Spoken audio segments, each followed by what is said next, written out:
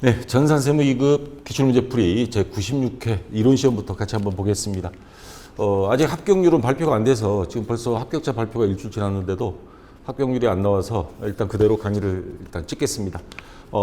백데이터는 제가 올려놓을 테니까 이론시험 강의 옆에 박쌤 전산학의 네이버 카페 와서 다운받으시면 되고요. 수험번호 12, 1, 5개, 2, 그 다음 이름, 설치 눌러주시고 편의상 A형으로 통일하겠습니다. 감독관 확인번호 6089, 6089번.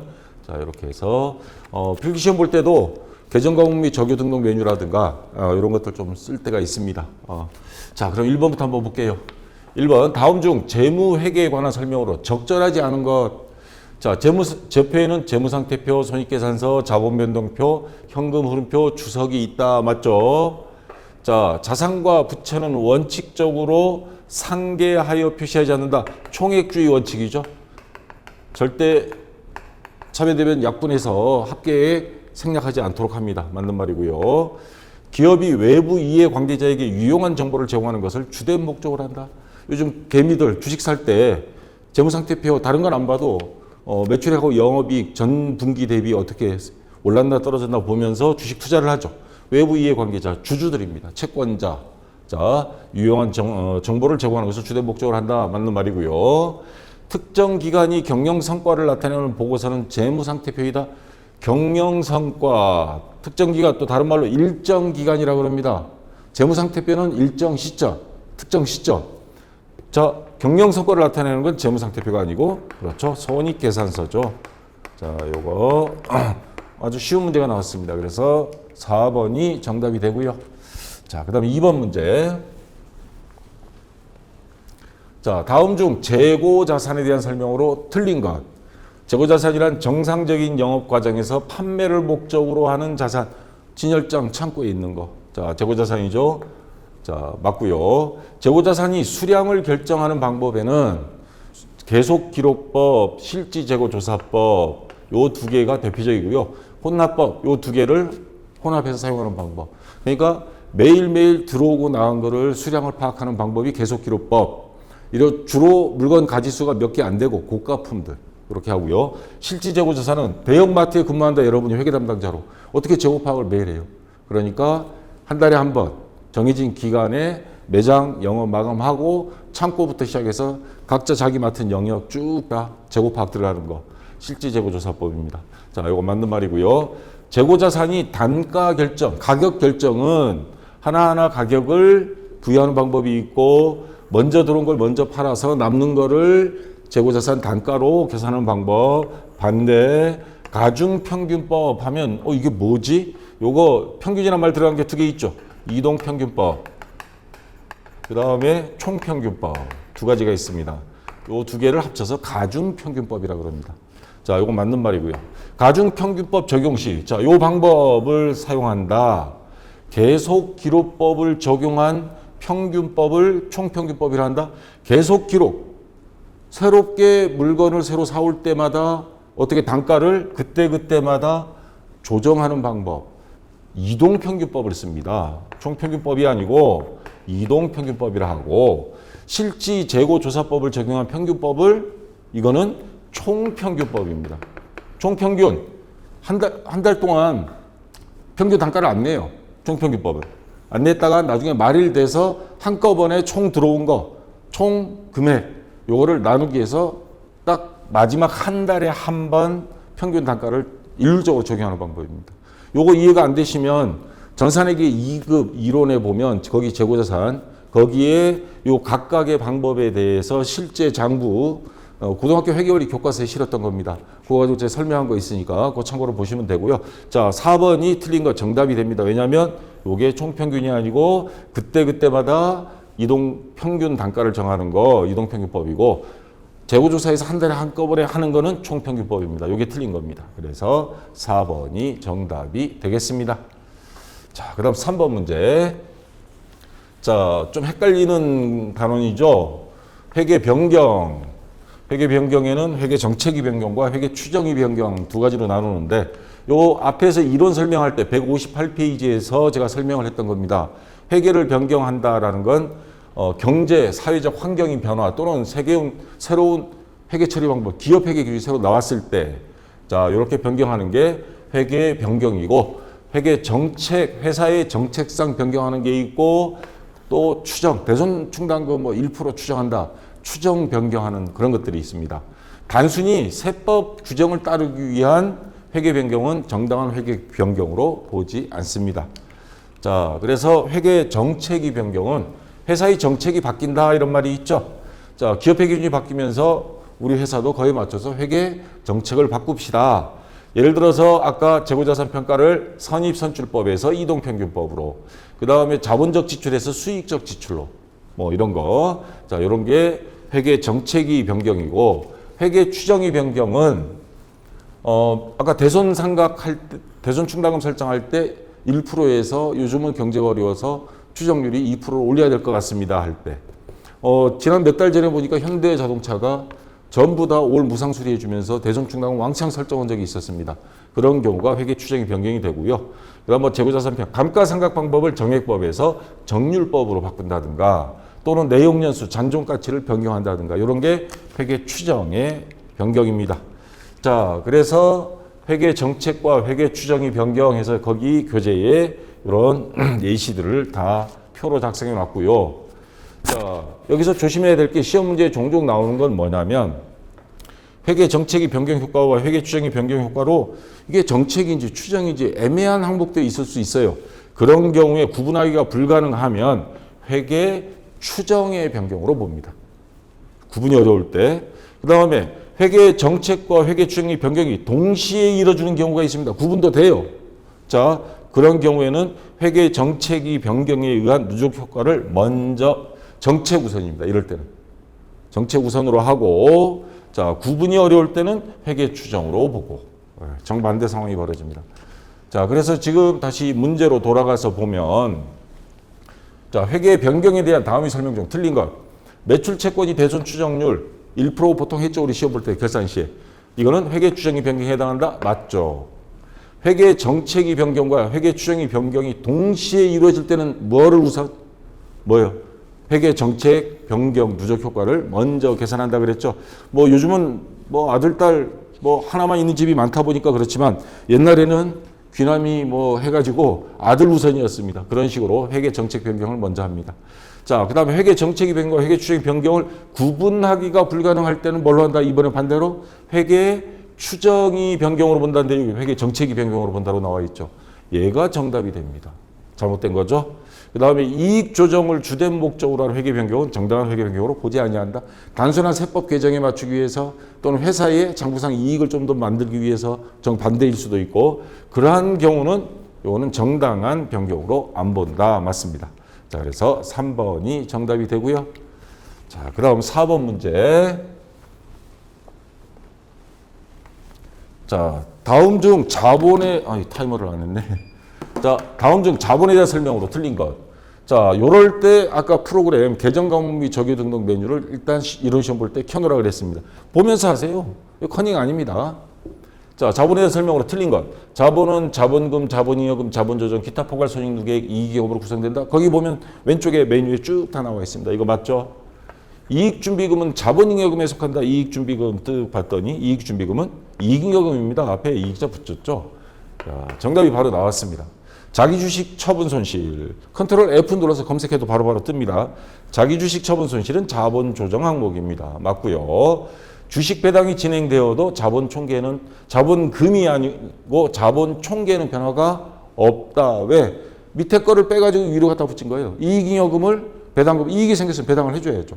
그래서 배당을 주식으로 줬다. 그러면 자본금은 늘어나고 이익잉여금은 줄어들고. 근데 전체 자본은 변동이 없죠. 거실에 있던 아빠가 거실에 있던 아빠가 안방으로 건너갔다 그래서 가족 수의 변동은 없는 거죠.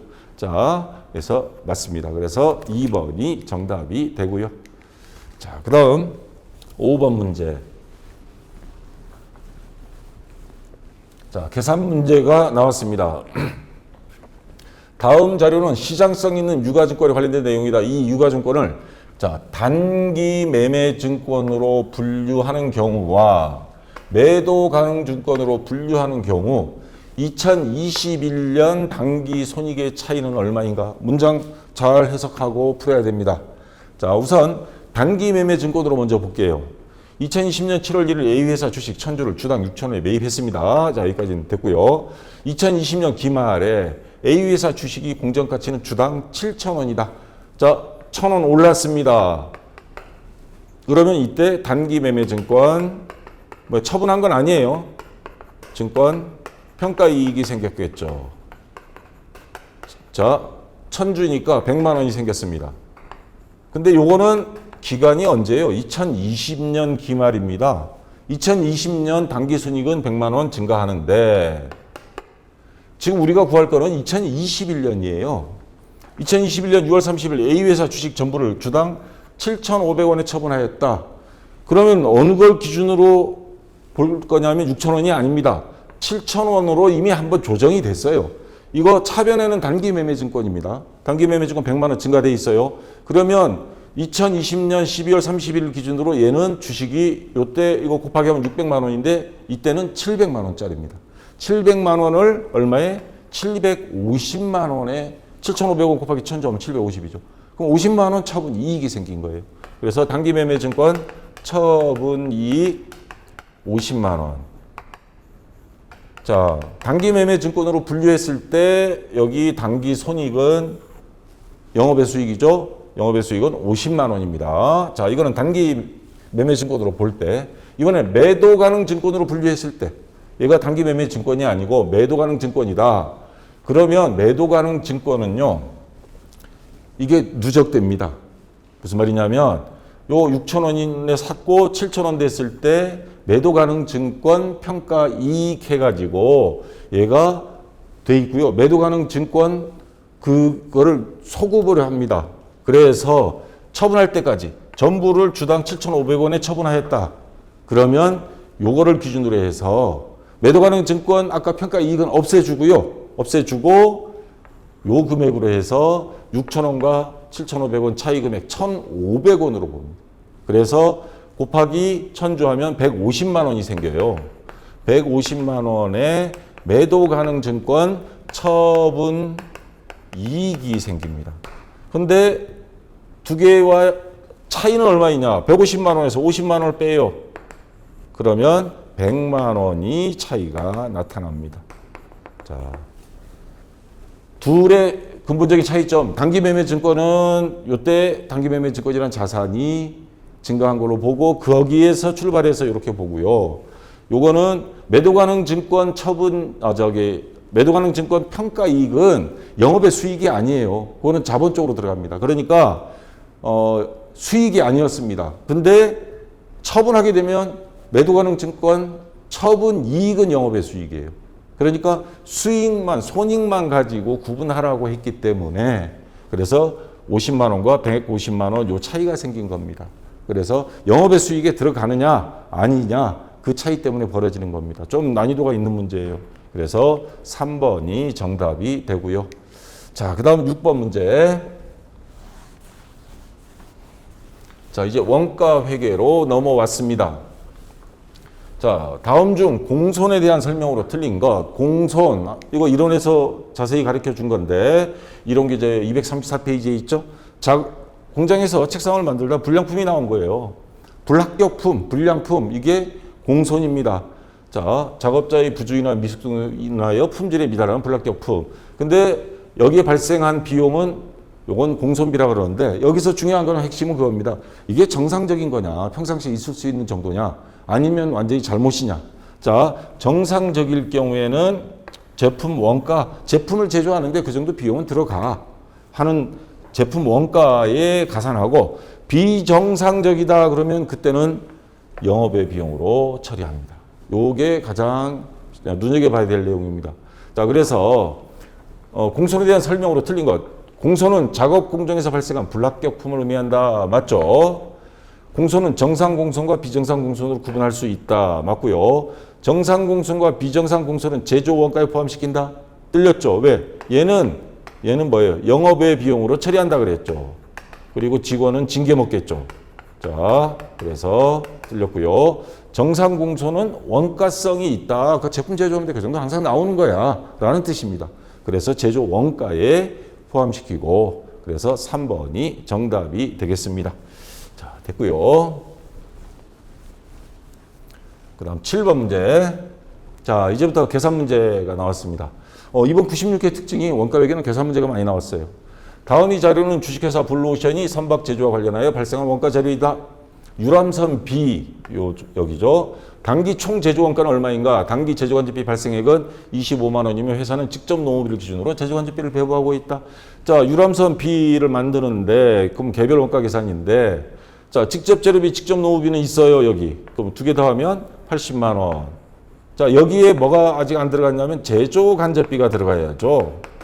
자, 근데 제조간접비는 단서 조항이 뭐냐면 직접 농업비를 기준으로 제조간접비를 배부해라. 제조간접비가 얼마냐면 25만 원이에요. 요거를 직접 농업비 30만 원, 20만 원 해서 합계 50만 원입니다.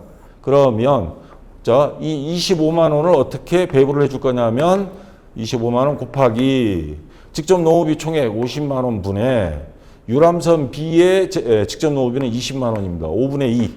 그러면 자, 계산기 두들겨 보세요. 그러면 나오죠. 얼마예요? 10만 원이 나옵니다. 그럼 80만 원에 여기 10만 원을 더해주면 정답은 90만 원이 되겠죠.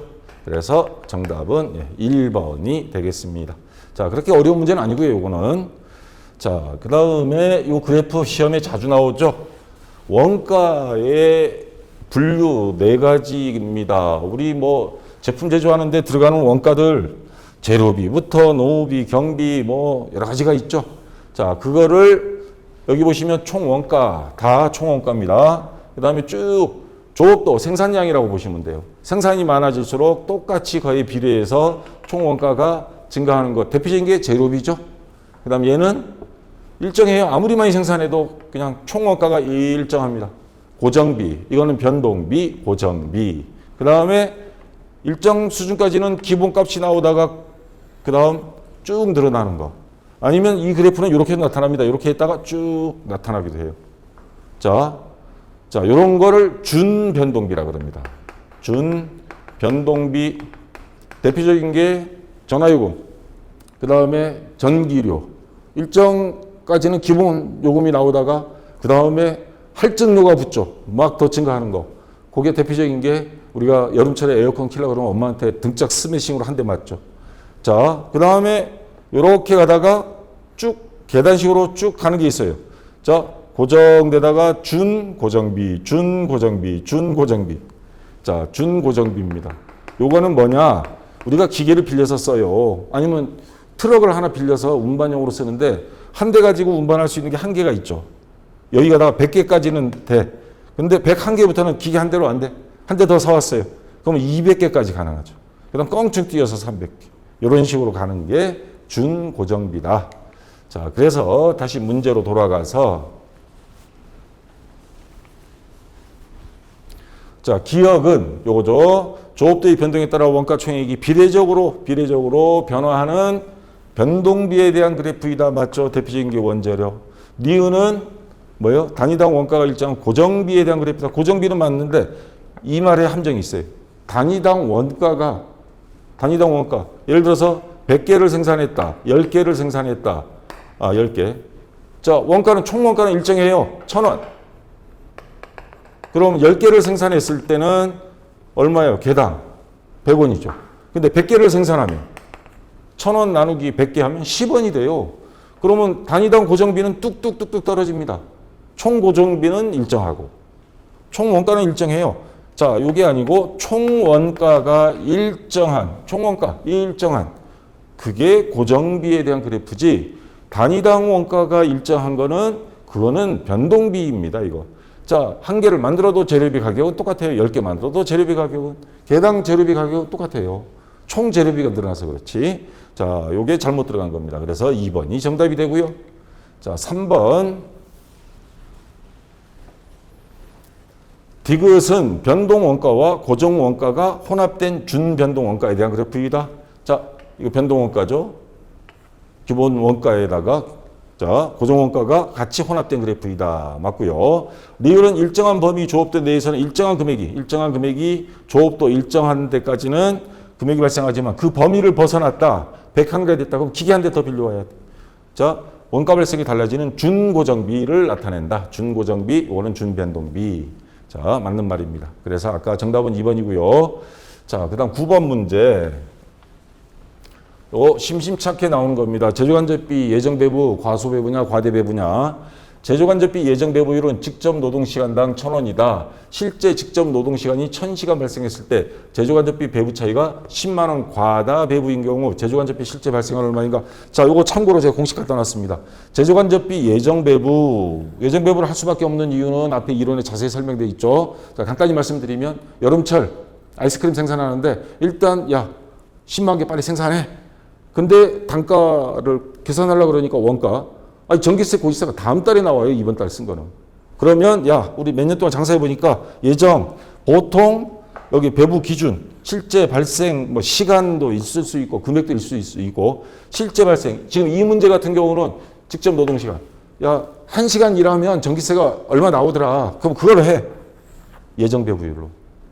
그러니까 실제에다가 작업 시간은 한 달 딱 작업하면 나와요. 작업 시간은 장부에 딱 있어요. 출근부 보면. 대신에 고지서가 전기세 고지서 안 나오니까 예정 배부 킬로와트당 얼마로 해. 그렇게 해서 예정 배부액으로 일단 장부를 마감하고 그리고 나서 아이스크림 운송하고 판매가 정하고 판매하고 이렇게 되는 거죠. 자, 실제 직접 노동 시간 얘가 1,000시간이에요. 딱 해보니까 한 달 마감해 보니까 1,000시간. 자, 예정 배부율은 작업 노동 시간당 1,000원이에요. 그럼 곱하기 1,000원. 1,000시간 곱하기 1,000원. 그러면 예정 배부액은 100만 원이 나오는 거죠. 자, 그 다음 제조간접비 배부 차이가 10만 원 과다. 자, 10만 원 과다 하면 10만 원 예정 배부가 과다. 앞에 예정 배부라는 말이 생략된 겁니다. 왜? 예정 배부를 일단 먼저 한 거잖아요. 그러면 얘가 많게 한 건지 적게 한 건지 그걸 따지는 겁니다. 자, 과다 배부했어요. 얘가 100만 원이 실제 나중에 나온 거 보니까 전기세 고지서 나온 거 보니까 100만 원 중에서 10만 원이 과다 됐더라. 그러면 실제 나온 건 얼마예요? 10만 원 빼면 90만 원이란 소리죠. 그러면 실제 발생액은 90만 원. 아까 8번이나 9번이나 금액은 똑같이 90만 원이네요. 1번이 정답이 되겠습니다. 자, 이렇게 되고요. 자, 그다음 10번 문제. 자, 이것도 계산 문제가 나왔습니다. 수선 부문과 동력 부문에 각각 60만 원과 63만 원. 자, 수선 보조 부문이죠. 얘가 60만 원. 그 다음 동력 얘는 63만 원이에요. 부문 원가가 집계되어 있을 경우 아래 이 자료를 바탕으로 성형 부문에 배부될 성형 부문 요거죠.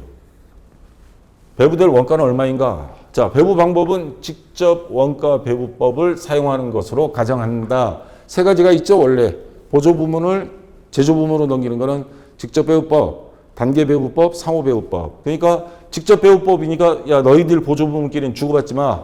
입 다물어. 나한테만 보내. 제조 부문으로만.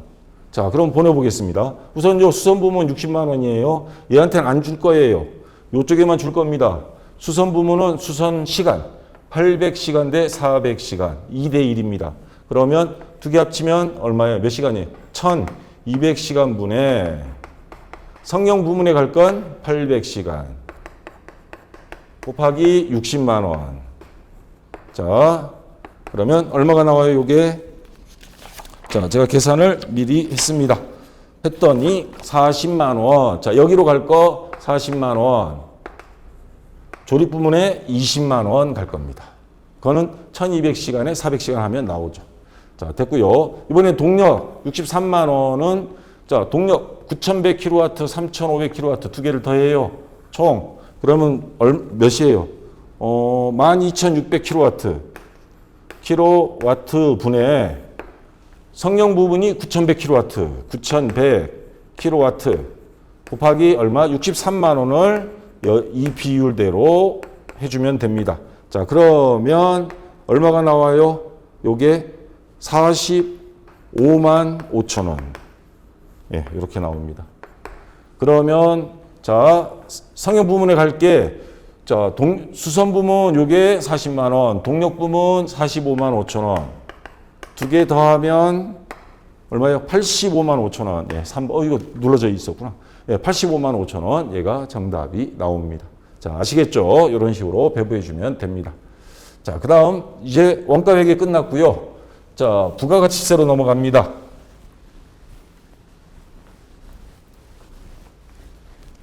자, 다음 중 부가가치세 과세 표준 부가세를 부과하는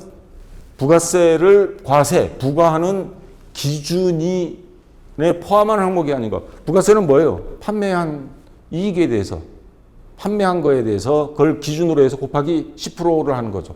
그러면 부가세가 되는 거죠. 세액이 되는 거죠. 자, 그래서 요거 좀 어려워하고 막 그러는데 277페이지에 보면 표가 여기 하나 있고 여기 하나 있고 요 밑에 있죠. 자, 과세표준, 공급가액, 매출액으로 보는 거. 자, 돈 받고 금전적 가치가 있는 판매한 모든 것 이거 들어가고 대부분이 이거죠. 그 다음에 장기 할부, 자동차 뭐 2년 할부 막 3년 할부 하다 보면 이자도 받죠. 이것도 매출액으로 당연히 본다는 겁니다. 더 해야 되고 포함하는 거 그랬으니까. 그 다음에 대가 일부로 받는 보험료, 운송비, 타협비도 다 받으면서 아주 똑배짝 튀기면서 요즘 그 우리나라 선박, 화물선, 컨테이너선 아주 똑배 부리고 있죠. 다 줘야 됩니다. 그냥 이런 것들. 그 다음에 여러분들 소주 사면 맥주 사면 세금이 거기 뭐 50% 60% 있죠. 자, 그 가격까지 일단 매출액으로 잡습니다. 왜? 그 돈을 받고 다 돈을 받으니까. 그랬다가 나중에 부가세까지 다 계산을 한 다음에 실제 납부 단계에서는 정부 대신 세금을 받아준 겁니다. 그거 다 줄 거 주고 나머지 마진에 대해서만 세금을 내니까 어쨌거나 과세 표준에는 주세, 개별 소비세, 이거 자동차 살 때 개별 소비세, 고가품, 환경세, 교육세, 농어촌 특별세 정부 대신 다 받고 매출액 신고도 다 포함해서 합니다. 자, 이런 게 들어가고요. 근데 안 들어가는 게 뭐가 있냐면 이번 시험 문제 관련된 것만 설명할게요. 뭐 종업원에 대한 봉사로 들어가 연체이자 할부금을 받아야 되는데 이 사람이 제 날짜에 할부금을 안 줘요. 그래 나중에 받기는 받았어. 그러면 연체이자를 받습니다. 근데 연체이자를 매출액으로 본다? 그건 불합리하죠. 왜? 그건 회사에서 제때 돈을 못 받아서 손해봤잖아요. 그에 대한 보상적인 차원에서 받은 거기 때문에 요거는 어떻게? 차감합니다. 연체이자까지 포함해서 받았더라. 연체이자는 빼고 계산합니다. 자, 이런 거 참고로 알아두시고요. 아, 그 밑에 제일 헷갈려하는 게 이거죠. 가감하지 않는 것. 과세표준에 넣어서도 안 되고 빼서도 안 되고 아예 얘네는 없는 걸로 봐라 하는 겁니다. 대손금, 판매장려금, 하자보증금은. 자, 그래서 다시 문제로 가서 과세표준에 포함하는 항목이 아닌 것. 그럼 차감 항목이 안에 스파이가 하나 있다는 거죠. 재화의 수입에 대한 관세, 개별소비세, 주세, 교육세, 농어촌 특별세 요거는 과세표준에 포함한다 그랬죠. 할부 판매, 장기할부 판매, 이자 당연히 받은 거 그것도 매출액에 포함한다. 공급 대가의 지급 지연으로 인하여 지급받는 연체이자 얘는 보상 차원에서 받는 거기 때문에 차감한다 그랬습니다. 아니고요. 대가의 일부로 받는 운송보험료, 산재보험료 이것도 매출액에 다 잡습니다. 그래서 3번이 정답이 되겠습니다. 자, 됐고요. 자, 그 다음 12번. 어디 가니? 자, 요거 좀 처음 보는 문제가 나왔는데 앞으로 종종 나올 소지가 좀 있는 문제예요. 다음 중 비과세 근로소득이 설명이다. 가장 틀린 것. 자, 근로소득은 여러분들 직장 들어갈 때 월급 받죠. 그 중에 보면 과세, 비과세 이렇게 있을 겁니다. 과세는 소득세, 과세 대상이라는 뜻이고요. 비과세는 그거는 빼줄게. 그 소득으로 안 잡을게. 라는 겁니다. 대표적인 게 보면 식대, 근데 한도가 있어요. 10만 원. 그 다음에 회사에서 교통비를 안 줘요. 그래서 자기 소유의 차량을 끌고 맨날 출퇴근해. 월 20만 원까지. 이거보다 더 나올 때 초과된 금액은 그건 과세 대상이고요. 뭐 야간 근로 수당, 육아 수당 뭐 이런 것들이 있습니다. 자, 근데 이거 딱 보면 요거는 알 것 같은데 다른 것들은 이게 맞아? 막 이렇게 헷갈립니다. 이럴 경우에 합법적인 컨닝을 하라는 겁니다. 자, 원천징수 그 소득세 거기 가서 메뉴에 근로소득관리 그 밑에 급여자료 입력 그 다음에 상단에 보면 F4 수당공제 등록이라고 있습니다. 요거를 딱 클릭을 하면 수당공제 등록. 자, 이거 검색 창도 있습니다. 지금 여기는 없는데 검색을 하면 다 떠요. 거기에 식대, 자가운전보조금, 야간근로수당 없으면 검색해보면 뜹니다. 여기 커서를 비과세 1번, 2번 선택하게 돼 있고 선택하고 직무발명 보상금 커서를 여기다 놓고 F2 키를 눌러봐요. F2 키를 누르면 그 다음에 쭉 리스트가 나옵니다. 거기서 검색을 하세요. 이 항목들. 자가운전 보조금, 그거는 여기 있습니다. 월 한도 20만 원. 이거 맞죠? 근로자가 제공받는 식사를 제공받지 않아야 됩니다. 식사를 제공받으면 이건 안 돼요. 10만 원. 식대 10만 원 한도. 되죠? 출산 보육 수당. 요 용어는 없고 검색할 때 육아 수당으로 검색해야 돼요. 육아 치면 육아 수당 월 10만 원. 우리나라 하도 애를 안 낳으니까 요즘 이런 거 다 비과세입니다. 근데 뭐라고 돼 있어? 월 20만 원. 이거 틀렸죠. 자, 직무 발명, 직무로 검색을 하면 예, 연 500만 원입니다. 연 500만 원 맞고요. 그래서 3번이 자, 정답이 되겠습니다. 이런 거 다 암기 됐으면 좋고요. 암기가 힘들다. 이런 거를 쭉 보세요. 수당공제성공 메뉴 들어가서 다 보면서 하면 됩니다. 자, 됐고요. 그 다음에 13번 문제.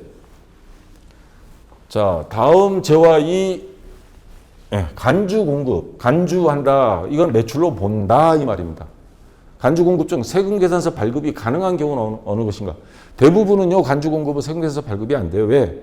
세금 계산서 발급이 되려면 대상이 정확해야 되고요. 금액이 확정돼야 되고, 그리고 세금 계산서 발급이 이루어질 수 있는 사업체라 해야 됩니다. 근데 자, 여기 보시면 세금 계산서 교부 의무자에서 이론교재 289페이지 보면 발급 의무를 면제해 주는 경우 있습니다. 목욕탕, 이발소, 미용실 가서 세금 계산 한번 달라고 해보세요. 아마 머리 다 잘라버릴 걸. 자, 그다음 간주 공급에 해당하는 경우는 안 된다 그랬죠. 왜? 자기가 집에 가져가 버리는 거예요, 사장님이. 그런 경우 세금 계산 어떻게 발급해? 자, 근데 판매 목적 사장님이 사업체가 두 개야.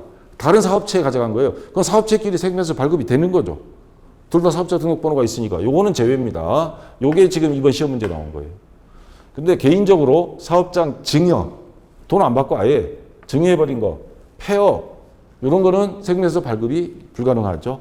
자, 뭐 수출하는 거, 외국 사람들한테 세금 계산서 어떻게 줘요? 못 주죠. 자, 그래서 다시 문제로 돌아와서 개인적으로 가서 쓰는 거 이거 세금 계산서 발급 안 되고 폐업해서 눈물의 사장님의 눈물의 폐업 이렇게 현수막 써붙여놨어요. 안 돼요. 증여 그냥 줘버린 겁니다. 이거 세금 계산서 발급이 안 되죠.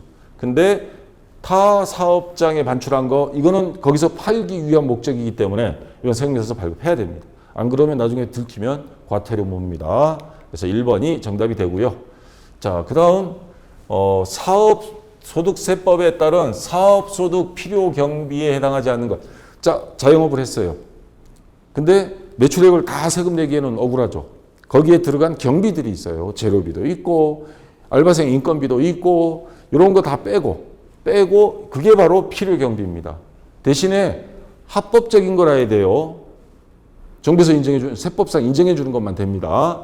거기에 해당하지 않는 거 찾아라 하는 겁니다. 해당 사업에 직접 종사하고 있는 사업자, 이 배우자의 급여, 배우자라고 공짜로 일해 주나요? 여러분이 나중에 신랑이 와서 너는 공짜로 일해. 그러면 일단 가정법원 가자 그러겠죠. 배우자든 누구든 와서 일하면. 근데 일도 안 하고 배우자 급여 준 걸로 서류 위조했다가 걸리면 요거 그래서 옛날에 조사한 것 중에 보니까 가족이 비행기표 끊고 제주도 간 거를 찾아낸 거예요. 국세청에서. 근데 근무한 거로 돼 있어.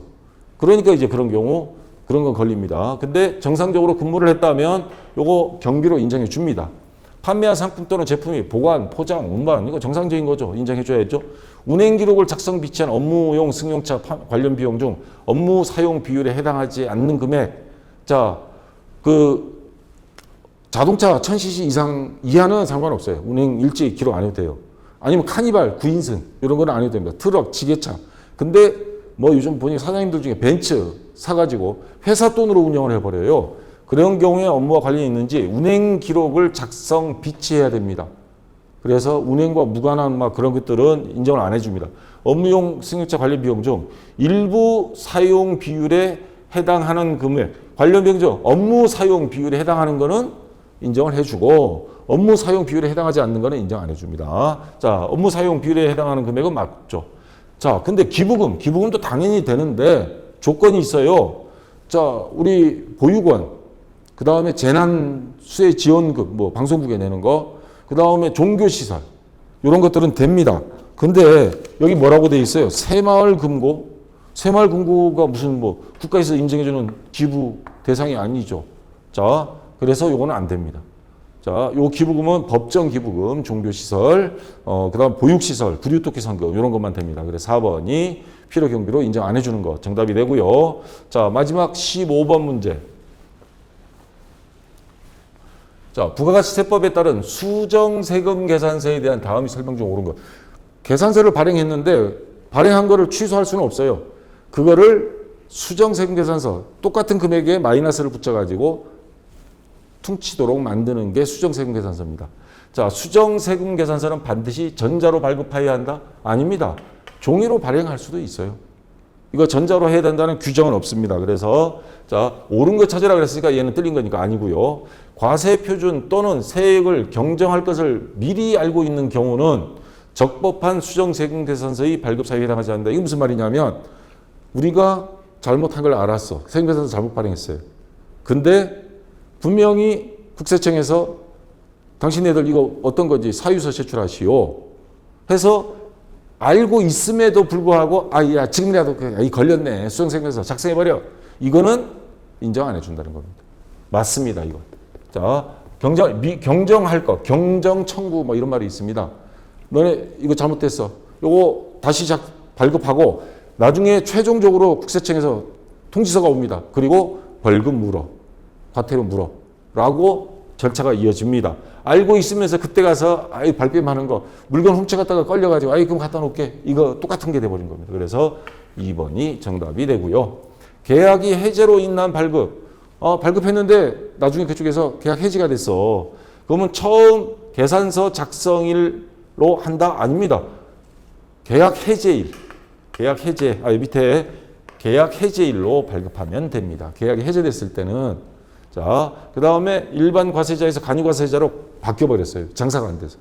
그래서 전에 공급한 재화 또는 용역에 수정 발급 사유가 발생하는 경우 근데 이미 일반 과세자, 간이 과세자로 바뀌어버렸단 말이에요. 그 사유가 발생한 날을 한다? 아니, 이럴 때는 그러면 간이 과세자가 발급하는 게 돼버리니까 원래 일반 과세자일 때 최초 발급한 작성일로 발급합니다. 그래서 얘도 틀린 거고요. 2번만 맞는 겁니다. 자, 여기까지 됐고요. 혹시 유튜브에서 보시는 분들은 질문을 유튜브에 올리지 마시고 가능하면 네이버 박쌤전산에게 들어와서 간단하게 그냥 객관식 답변 몇 가지만 하면 등업 없이 마음껏 다 볼 수 있고 글을 올릴 수 있습니다. 여기다 질문 올려주시면 여기 또 게시판에 질문이 수십만 개가 있어요. 그거 검색해도 여러분들 도움이 될 겁니다. 그렇게 하시고요. 자, 대체적으로 이론 시험은 95회에 비해서 그렇게 어려운 것 같지는 않습니다. 합격률 나와봐야 알겠지만 괜찮게 나올 것 같아요. 자, 좀 쉬었다가 이어서 실무시험 같이 공부해 보도록 하겠습니다. 자, 수고했습니다.